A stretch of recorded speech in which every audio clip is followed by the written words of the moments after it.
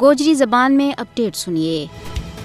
آج پوری دنیا میں تعلیم کو عالمی دیہڑوں منایا جا رہی ہے۔ اتنے بھارت کی فوجی جارحیت نے مقبوضہ جموں کشمیر کے بچ طلبہ کی تعلیم نہ بری طرح متاثر کی ہے۔ بھارت کا غیر قانونی قبضہ نے مقبوضہ جموں کشمیر کے بچ تعلیم نہ مفلوج کر کے رکھ دیتا ہے۔ مقبوضہ جموں کشمیر کے بچ 77 سالوں سے زیادہ عرصہ دے جاری تنازعات اور اختلاف رائے کے اوپر بھارتی پابندیوں کی وجہ سے تعلیم نہ سب سے زیادہ نقصان پہنچے ہوئے۔ بھارتی فوجی ہر دیہڑا کی بنیاد کے اوپر کشمیری طلبہ نہ پریشان کرنو اور انہاں کی تذلیل اور انہاں نہ خوار کرن میں کوئی بھی کسر باقی نہیں چھوڑتا۔ 5 اگست 2019 کے بعد مقبوضہ جموں کشمیر میں تعلیمی ادارہ لمبا عرصہ تک بند رہی ہے۔ مودی حکومت نے مختلف فلاحی ادارہ چلن والا درجنہ سکولاں نہ بند کر دیتا اور ان کے بچ فوجی کیمپ لایا ہوا ہے۔ بار بار نام نہاد تلاشی اور محاصرہ کی کاروائیاں، چھاپا اور غیر ضروری پابندی طلبہ کی تعلیم میں بہت بڑا خلل ہے۔ بھارتی حکام کا طرف سے انٹرنیٹ کی معطلی نے مقبوضہ جموں کشمیر کے بچ تعلیم نہ بہت بڑا نقصان پہنچایا ہوا ہے۔